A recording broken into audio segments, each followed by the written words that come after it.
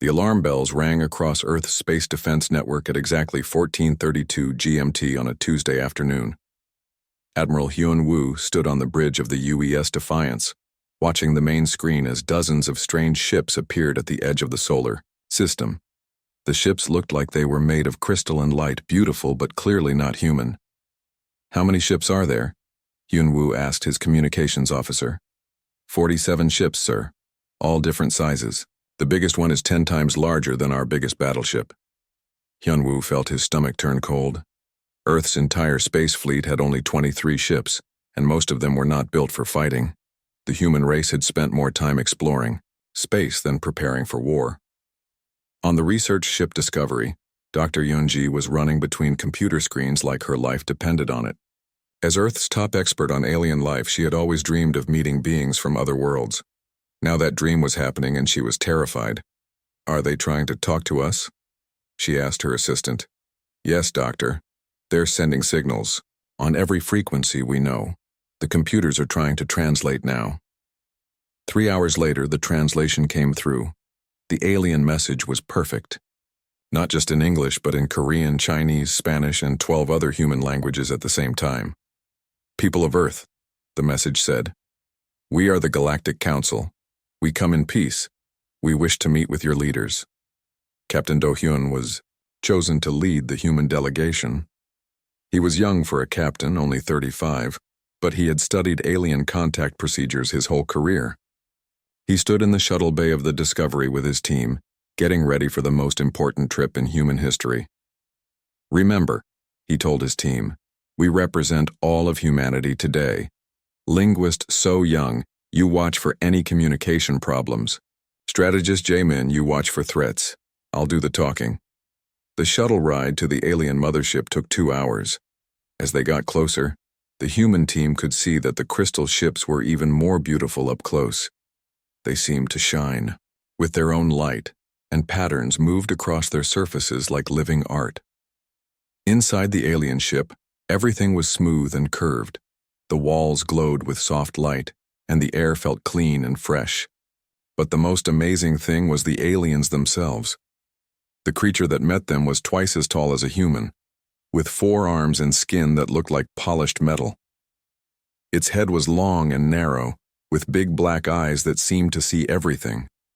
When it spoke, its voice came from speakers in the walls instead of its mouth. "Welcome, humans," the alien said. "I am Speaker Veltor, representative of the Galactic Council. We have waited long to meet you." Do-hyun stepped forward and bowed, slightly. "Thank you for this meeting. I am Captain Do-hyun, speaking for Earth and all humanity." The alien's black eyes focused on him. "Your species impresses us, Captain Do-hyun. In just 200 years, you have gone from basic flight to space travel. Your minds adapt and learn faster than most species we have seen." So Young whispered. To Do-hyun, "The translation is perfect. Too perfect. How do they know our languages so well?" Veltor seemed to hear the whisper, even though So Young had spoken very quietly. "We have watched your world for many cycles, young linguist. Your radio signals have taught us much about human communication." The alien led them through long hallways to a huge room with a table that could seat 50 people. Around the table sat creatures from many different worlds. Some looked like giant insects, others like walking plants, and some like nothing the humans had ever imagined. "These are representatives of the 47 civilizations that make up the Galactic Council," Veltor explained. "Each species brought their own knowledge and skills when they joined us. Together we have built peace across 1,000 worlds." Jaemin studied the alien representatives carefully. Something felt wrong, but he could not figure out what it was. They all sat very still, almost like statues. Their eyes seemed empty, like nobody was home inside. Veltor continued speaking.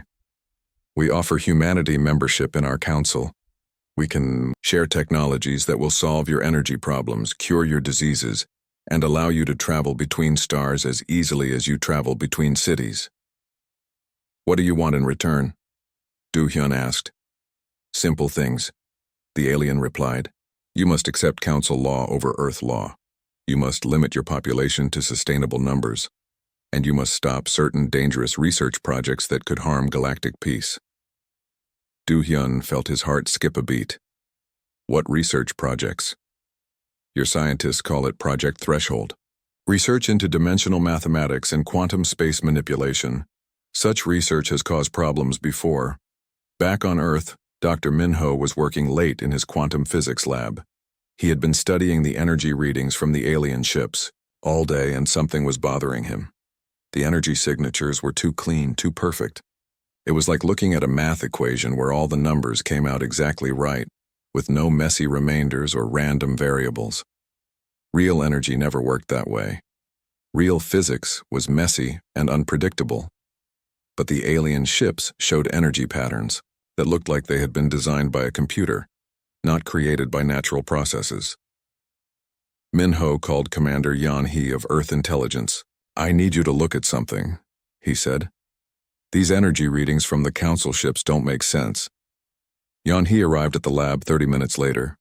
She was a small woman with sharp eyes who had spent her career watching for threats to Earth. When Minho showed her the energy data, she frowned. "What am I looking at?" she asked. "Energy signatures that are impossible," Minho replied. "Look at this pattern. It's too perfect. It's like the aliens are using technology that follows different rules of physics than ours." Yan-hee studied the data for a long time. "Could they be more advanced than we thought?" "Maybe," Minho said. "Or maybe they're not what they seem to be." Meanwhile, on the alien mothership, the meeting continued. Veltor was showing the human delegation images of beautiful alien cities, advanced spaceships, and peaceful worlds where different species lived together in harmony. "This could be humanity's future," the alien said. "Clean energy, perfect health, unlimited knowledge. All we ask is that you trust us and follow our guidance." Do-hyun looked around the table at the other alien representatives. They still had not moved or spoken. Only Veltor seemed to be alive and aware. "Can we hear from some of the other council members?" Do-hyun asked. For just a moment, Veltor seemed surprised by the question. Then the alien smiled, showing teeth that were too sharp and too white. "Of course, Representative Zixnala of the Vorian civilization will speak." One of the insect-like creatures at the table suddenly came to life, like someone had turned on a switch inside its head. "Greetings, humans," it said in a voice exactly like Veltor's. "The Vorian people welcome you to the council." Then, just as suddenly the creature went still again like a puppet with its strings cut. Jaemin felt a chill run down his spine. Something was very wrong here, but he could not put his finger on what it was. The meeting lasted 6 more hours. The aliens showed more pictures of their advanced civilization and made more promises about humanity's bright future in the council. But they kept coming back to the same demands: accept council law, limit Earth's population, and stop the threshold research.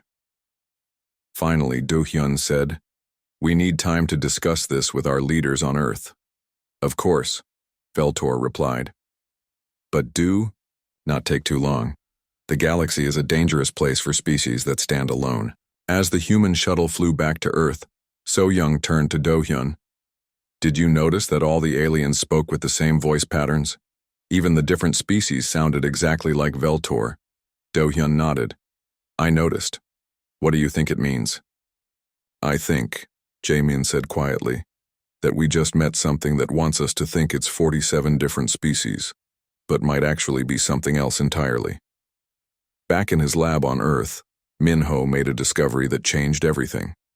Hidden in the quantum static around the alien ships, he found traces of exotic matter that should not exist anywhere in normal space, matter that could only come from dimensions beyond the 3 dimensions of normal reality. The aliens were not just from other planets. They were from somewhere else entirely, somewhere that existed outside the normal rules of space and time. And they had been lying to humanity from the very beginning. 3 weeks had passed since the first meeting with the Galactic Council. Every day the aliens sent more messages to Earth, asking for humanity's decision. Their tone was getting less friendly and more demanding.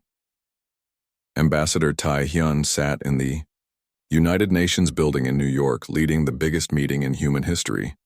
Representatives from every country on Earth were trying to decide humanity's future. Some wanted to accept the aliens' offer immediately.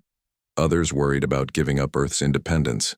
They're offering us technology that could end poverty and disease, said the representative from Brazil. How can we say no to that?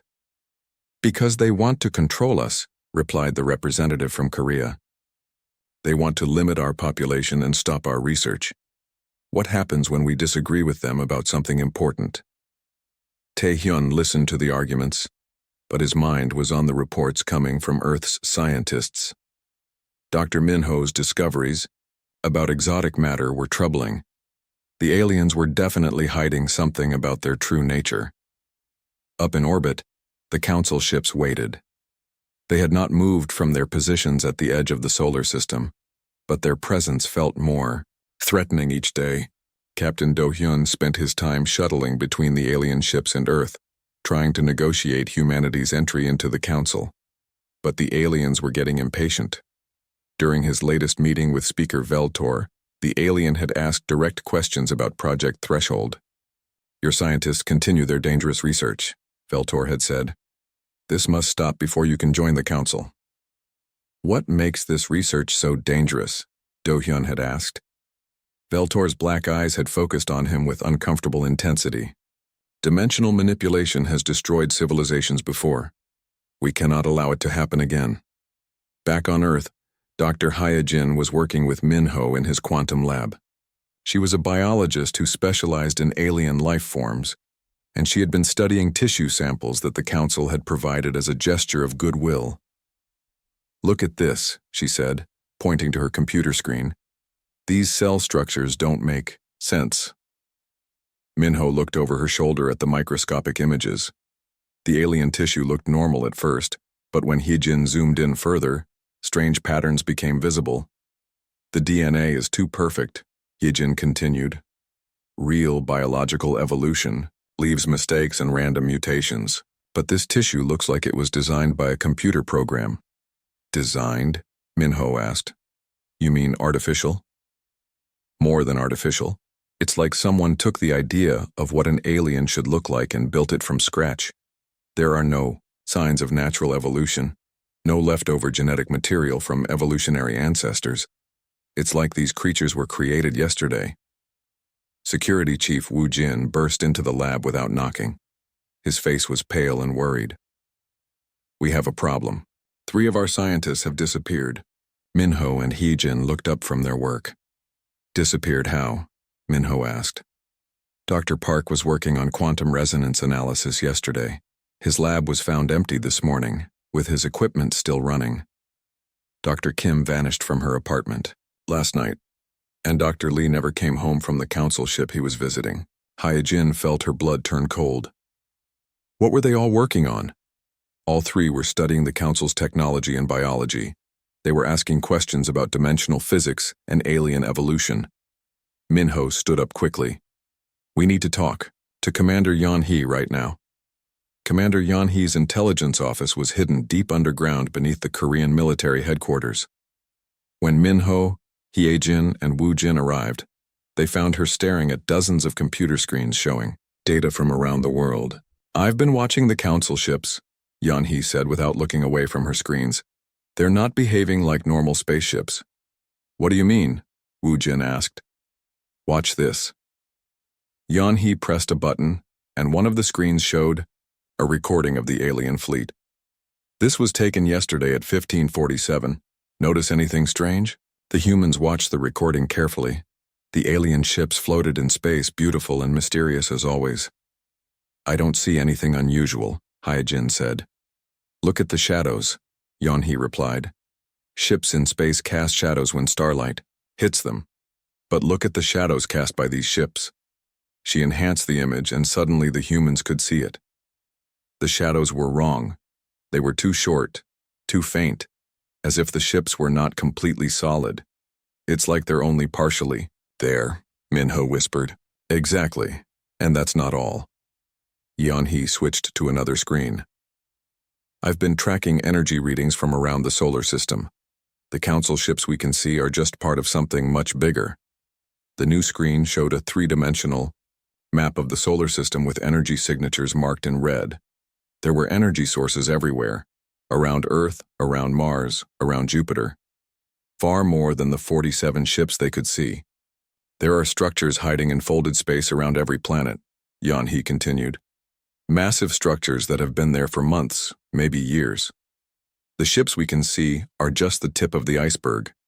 Engineer Sang-Ho had been working with physicist Nari to modify Earth's deep space sensors. They had been trying to see through whatever was hiding the alien structures. After days of careful adjustments, they finally succeeded. What they found was terrifying. The hidden structures were enormous, some of them larger than Earth itself. They existed in folded dimensions, parallel to normal space but slightly offset.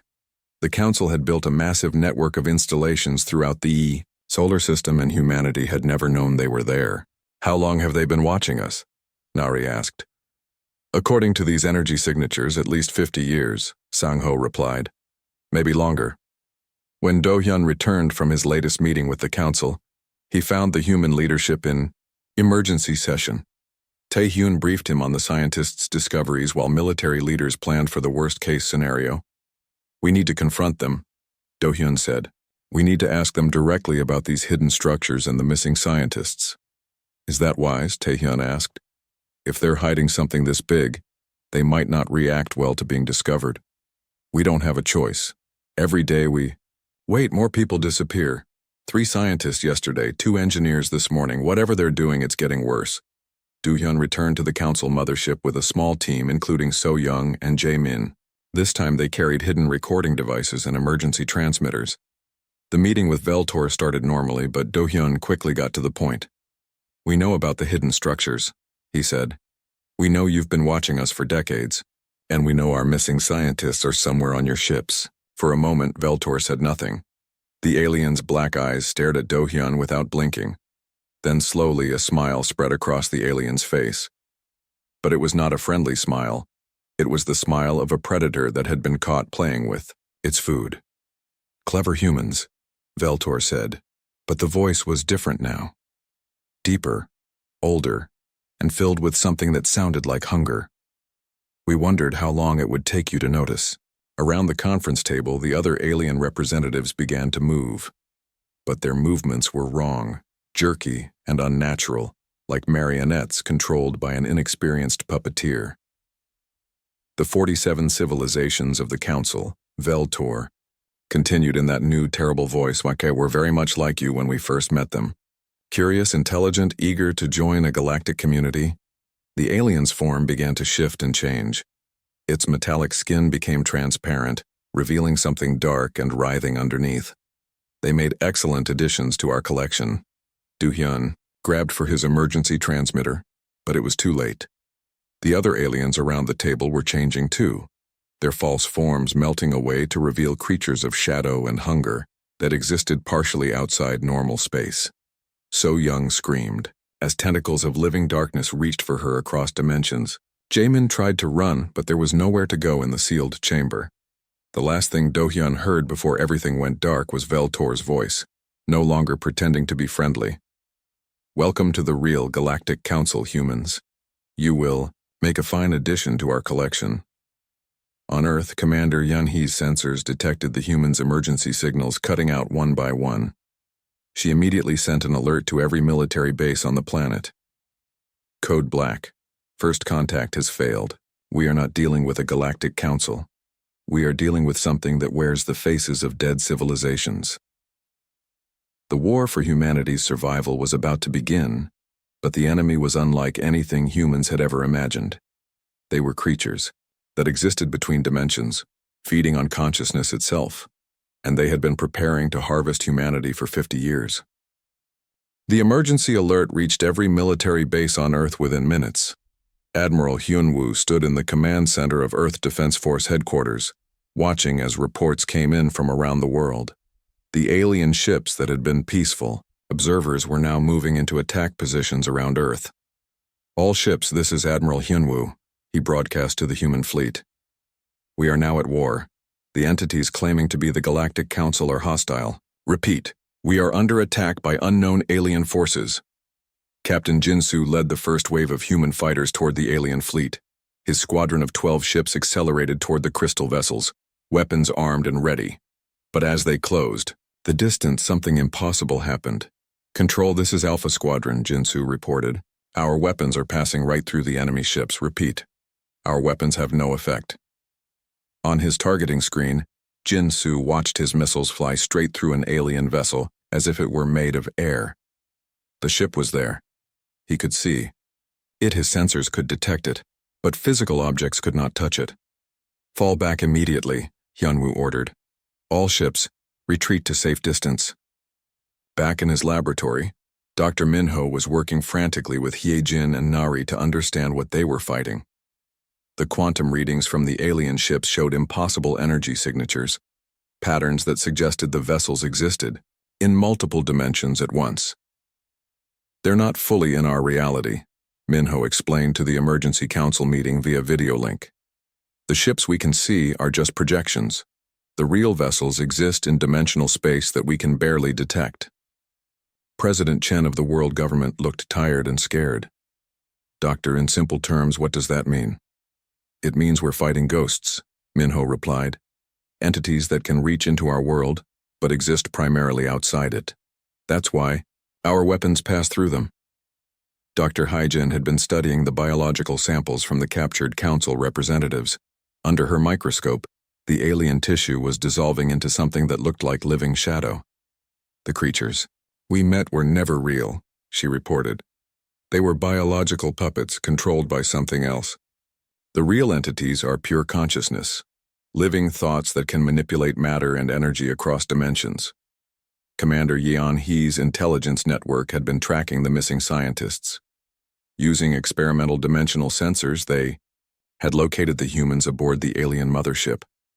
But the readings they were getting made no sense. "The missing people are still alive," Yeon Hee reported, "but their brain activity is wrong. It's like something is feeding on their thoughts, draining their memories and experiences." Engineer Sang-ho was working with Nari to modify Earth's defensive systems. If conventional weapons could not hurt the aliens, they needed to find another way to fight back. "What if we try dimensional disruption?" Sang-ho suggested. "If they exist in folded space, maybe we can unfold it." Nari ran calculations on her computer. "That would require enormous amounts of energy, more power than our entire electrical grid produces. Then we need to find another way." The breakthrough came from an unexpected source. Dr. Yoonji had been studying the aliens' communication methods when she noticed something strange in the quantum patterns of human brain activity. "Look at this," she told Minho, showing him brain scans of human volunteers. "When humans think about the aliens, our neural patterns create resonances in dimensional space." Minho studied the data carefully. Human consciousness, it seemed, interacted with dimensional mathematics in ways that no other species had shown. Earth's unique evolutionary history, the specific pressures that had shaped human intelligence, had created brains that naturally touched higher dimensions. "This is why they want to harvest us," Minho realized. "Human consciousness can actually affect dimensional space. We're not just food to them, we're a tool they can use." But Yoonji had discovered something even more important. "Minho, look at this reading. When I exposed one of the alien tissue samples to concentrated human neural activity, something incredible happened." She showed him the recording of her experiment. A sample of alien tissue had been placed near a group of humans who were focused on solving complex math problems. As the humans concentrated, the alien tissue had begun to smoke and dissolve. "Human thoughts are toxic to them," Yoonji whispered. "Our consciousness doesn't just resist their feeding, it actively hurts them." Commander Yeon Hee immediately saw the military implications. If human thoughts could damage the aliens, maybe they could be weaponized. She gathered a team of volunteers and brought them to a captured alien artifact. The volunteers, scientists, soldiers, and ordinary citizens all focused their minds on the alien device. They thought about freedom, about resistance, about protecting their families and their world. The alien artifact began to crack and spark, and then it exploded in a burst of dimensional energy. "It works," Yeon Hee reported excitedly.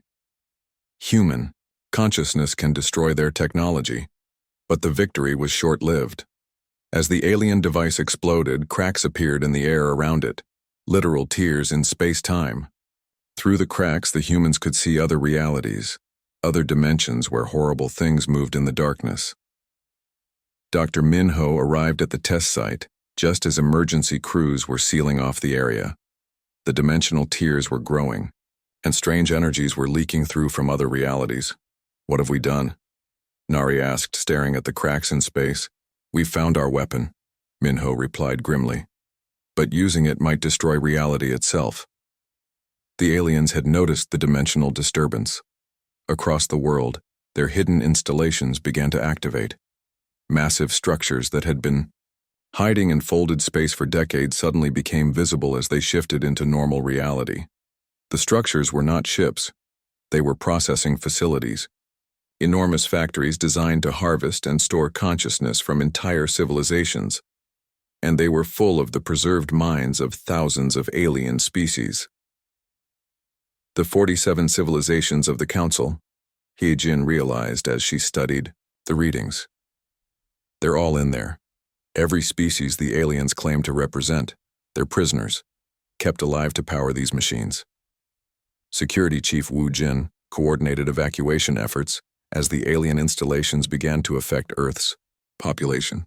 People living near the hidden structures reported nightmares, memory loss, and the feeling that something was slowly draining their thoughts. "The aliens are starting the harvest," Wu Jin reported. "They're not waiting for our surrender anymore." But humanity's resistance was stronger than the aliens had expected. Every time they tried to drain human consciousness, they encountered the same problem. Human thoughts fought back. Not only did humans resist having their minds consumed, but their neural patterns actively damaged the alien feeding systems. The alien installations began to malfunction. Creatures that had fed on consciousness for millions of years suddenly found themselves facing prey that was poisonous to them. Across the solar system, their hidden network started to break down as human minds proved incompatible with their feeding technology. In the alien mothership, the entity that had pretended to be Speaker Veltor was experiencing something it had never felt before: pain. Every human it tried to consume sent waves of agony through its trans-dimensional form. The creature had eaten the consciousness of thousands of species across multiple galaxies. But humans were different. Human minds were shaped by Earth's unique conditions: the planet's magnetic field, its specific mixture of atmospheric gases, its distance from the sun. These factors had created neural patterns that resonated with dimensional mathematics in unexpected ways. Where other species' thoughts could be easily harvested like fruit from a tree, human consciousness was like acid to the aliens. Every attempt to feed resulted in the alien suffering terrible wounds across multiple dimensions. "The humans are toxic," the entity broadcast to its fellow creatures. "We cannot consume them without destroying ourselves." But it was too late to retreat. The dimensional network that the aliens had built around Earth was collapsing as human thoughts continued to damage it. The cascade effect was spreading beyond Earth's solar system, affecting alien installations across multiple galaxies. Commander, Yan-He detected the dimensional collapses through her sensors. "Something's happening to their entire network. The aliens are in trouble." Dr. Minho was studying the quantum resonance patterns when he made a terrifying discovery. "The effect isn't stopping," he announced to the Emergency Council. "Human consciousness has been permanently changed by contact with the aliens. We're all emitting dimensional resonances now." "What does that mean?" asked President Chen. "It means every human on Earth has become a walking weapon against these creatures, but it also means we're damaging the fabric of reality just by thinking." The implications were staggering. Humanity had evolved in just a few weeks into something that could destroy trans-dimensional parasites. But the same evolution that made them deadly to the aliens also made them dangerous to the stability of space-time itself. Children born after first contact showed even stronger dimensional resonances. Babies whose mothers had been exposed to the alien technology were exhibiting neural patterns that could tear holes between realities. "We're not human anymore," Yunji said quietly. "We've become something else." 6 months had passed since humanity's first contact with the entities that called themselves the Galactic Council. The solar system was now surrounded by massive warning beacons constructed by the surviving civilizations of the galaxy. Each beacon broadcast the same message in 1,000 different languages. Dimensional hazard zone. Species Sol 3 has evolved beyond safe parameters. Approach means extinction. Admiral Hyunwoo stood on the observation deck of humanity's newest warship, the UES Reality's Edge. The ship was built using technology that no other species would have dared to develop. Engines that moved through, folded dimensions, weapons that could tear holes between realities, and shields that existed in multiple universes at once. Status report. Hyunwoo asked his chief engineer. Sang-ho looked up from his dimensional monitoring station. All systems. Stable, Admiral.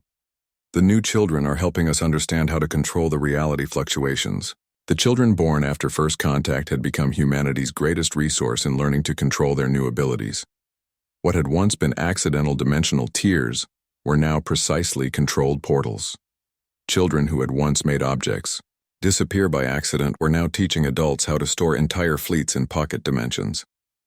Dr. Minho had established the Dimensional Security Institute in what used to be Geneva. The city had been rebuilt with reality anchors, devices that kept space-time stable enough for normal human life to continue. Within the protected zones, humans could live almost normally.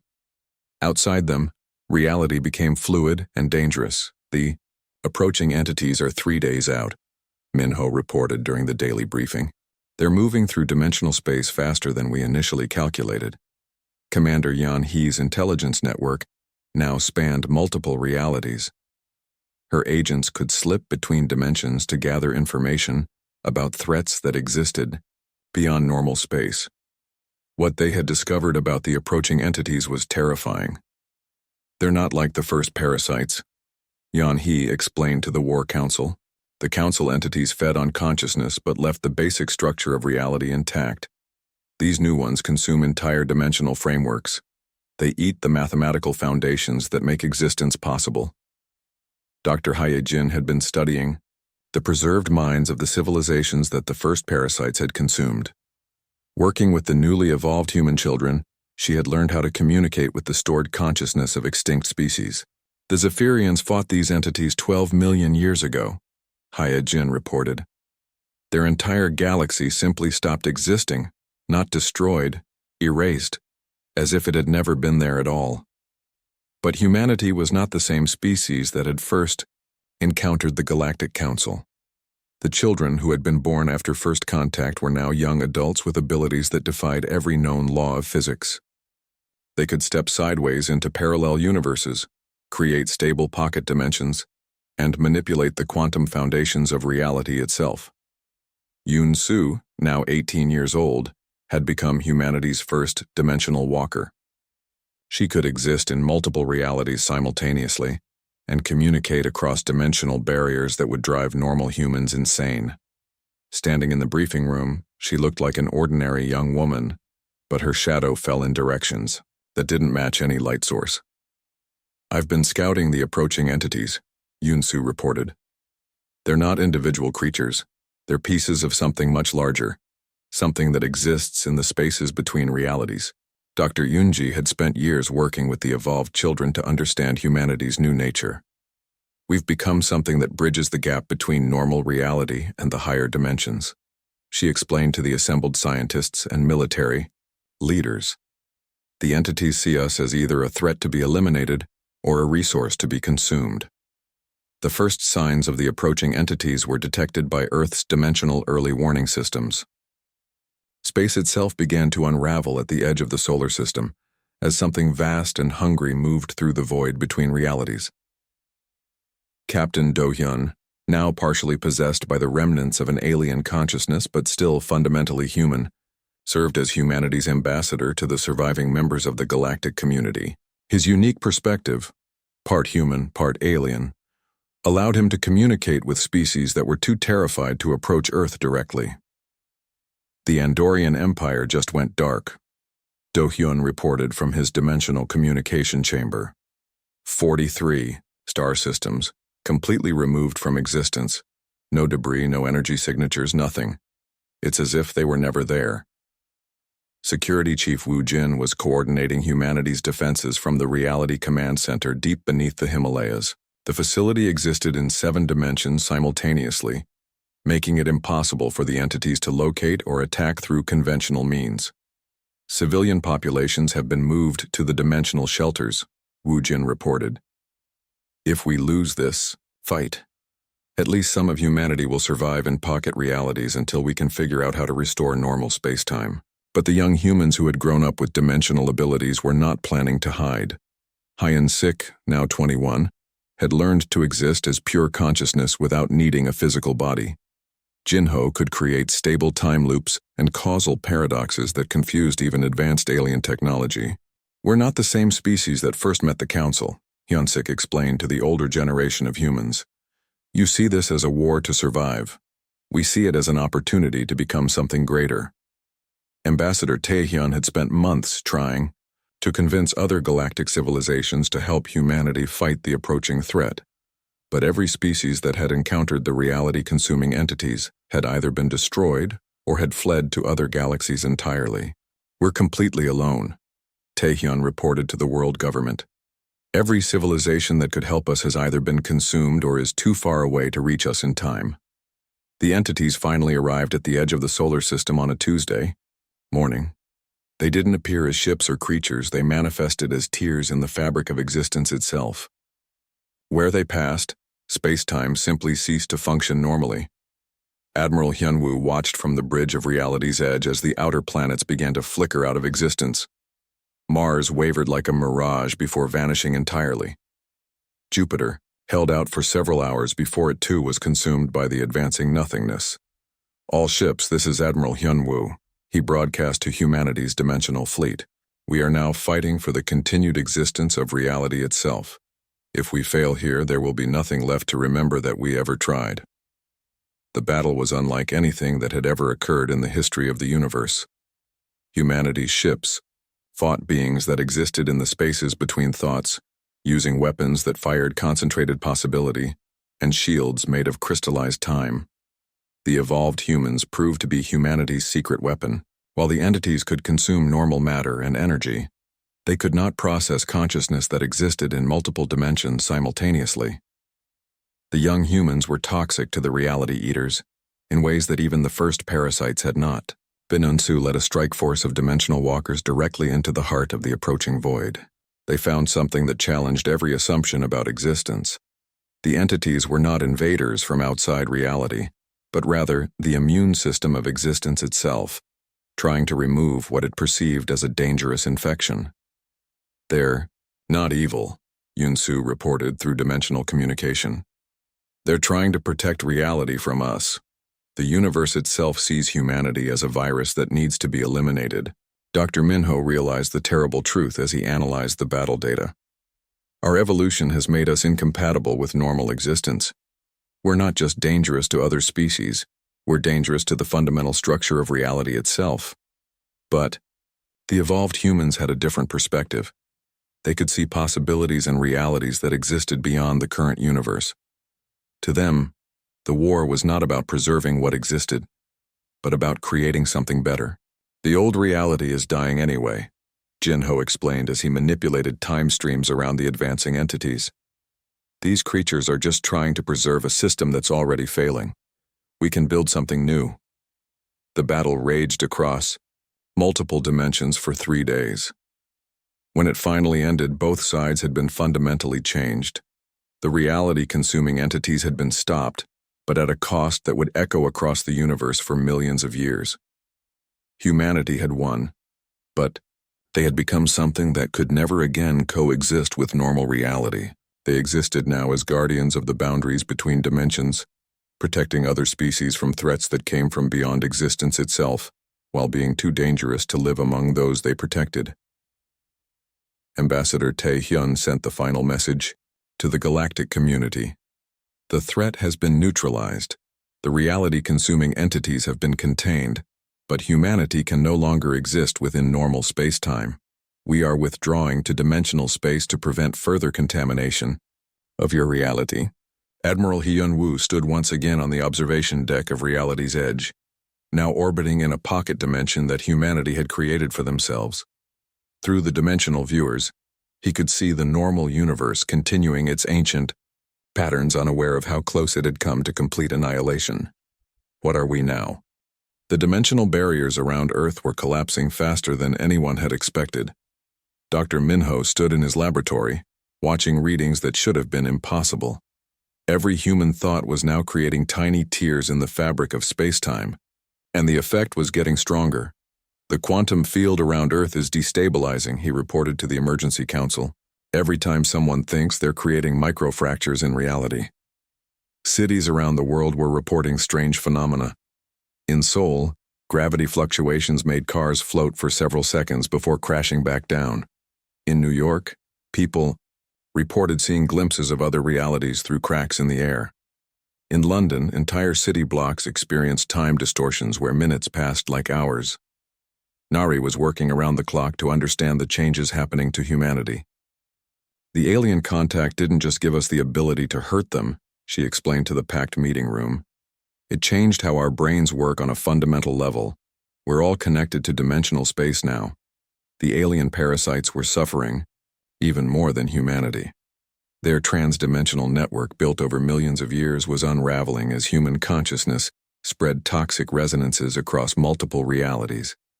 The entities that had consumed thousands of civilizations were dying, their very existence poisoned by contact with human minds. But the parasites had one last desperate plan. Security Chief Wu Jin was monitoring alien activity when he detected movement from the mothership. They're launching some kind of attack, he reported. But it's not aimed at our ships or cities. Instead of attacking Earth directly, the dying aliens were attempting to possess humans. If they could not consume human consciousness from the outside, they would try to take control from within. Across the world, people began reporting strange experiences, voices in their heads, memories that were not their own, and the feeling that something else was trying to control their bodies.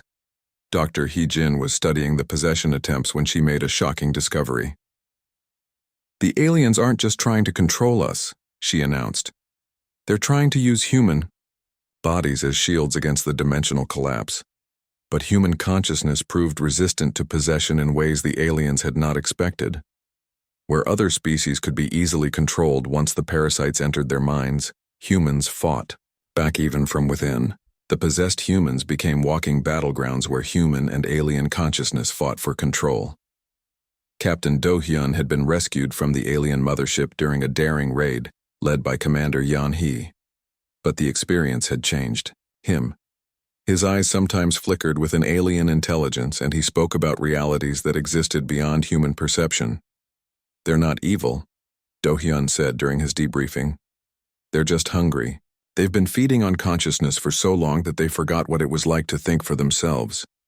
But the alien presence in Do Hyun's mind was unstable.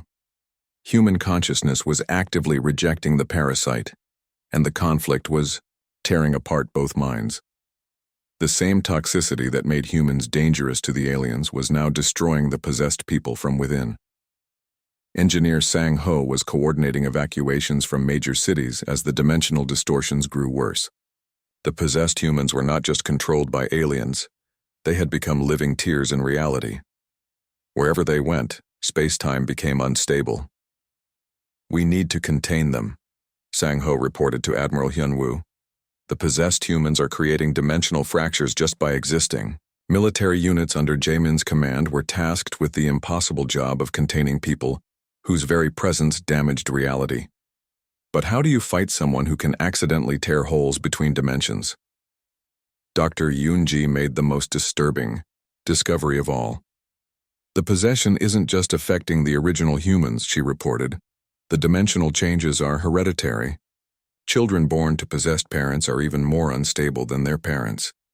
Families across Earth were reporting children with impossible abilities. Babies who could see through walls. Toddlers whose crying made objects disappear. Children whose dreams became temporarily real. These new humans were more connected to dimensional space than anyone had thought possible. The international community was struggling to maintain order as reality itself became unreliable. President Chen announced martial law in major cities.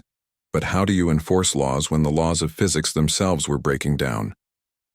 Ambassador Tae-hyun was working with what remained of the actual galactic community, the few civilizations that had escaped the parasites' hunger over the millennia. Their messages to Earth were increasingly desperate.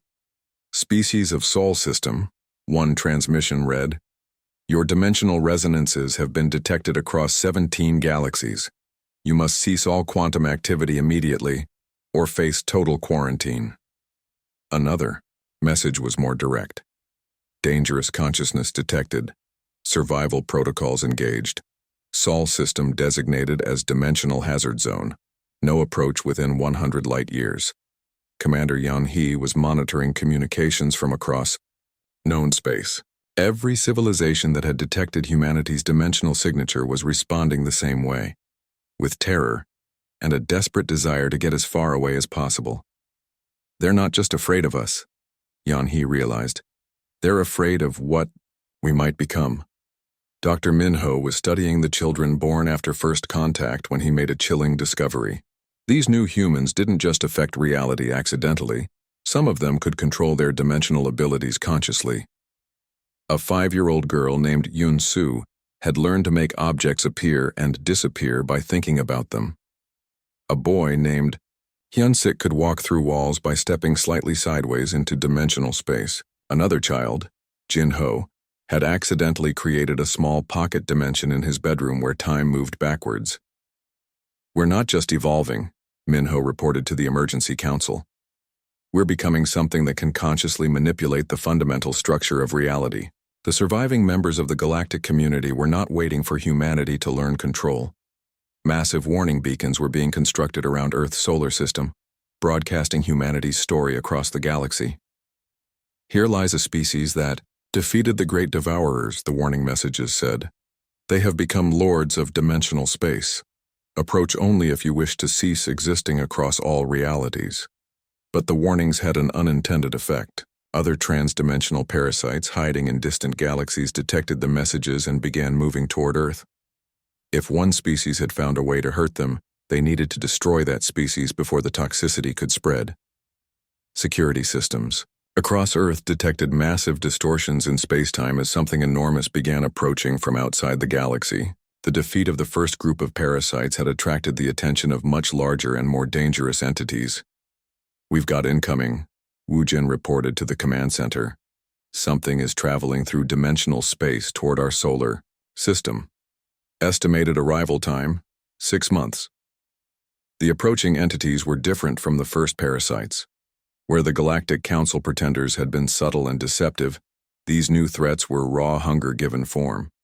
They consumed not just consciousness but entire realities, leaving nothing but empty void where civilizations once existed. Admiral Hyun-woo stood before the United Nations Assembly for what might be the last time. "We have become something that the galaxy cannot accept," he announced. "Our evolution has made us too dangerous to coexist with other life forms, but we've also become the only thing that can fight threats that exist beyond normal reality. The entities approaching our system have consumed entire galactic clusters. Every civilization they encounter simply ceases to exist." The choice facing humanity was terrible, but clear. They could try to suppress their new abilities and hope the galaxy would eventually accept them, knowing that the approaching entities would destroy them and continue consuming reality itself. Or they could embrace what they had become and prepare to fight beings that existed beyond the normal boundaries of space and time. Ambassador Tae-hyun received the final message from the galactic community. "We cannot help you. We cannot even safely observe you. Your species has become something beyond our understanding. Whether you save the galaxy or destroy it, you will do so alone." Dr. Yoon-ji was working with the newly evolved children when young Yoon-soo looked up at her with eyes that seemed far too old for a 5-year-old. "The hungry things are coming," the little girl said. "But don't worry. We're hungrier." Humanity had 6 months to prepare for a war unlike anything that had ever existed. They would fight entities that consumed realities while trying not to, accidentally destroy the universe they were trying to save. The species that had once dreamed of joining a peaceful galactic community had become something that other civilizations could only warn each other about. Humanity's message would soon echo across the galaxy. We approach the stars seeking fellowship, but we have become the warning others flee from. The hungry darkness between realities has found us, and we have become the only light that can burn it away. The final war for existence itself was about to begin, and humanity would face it completely alone.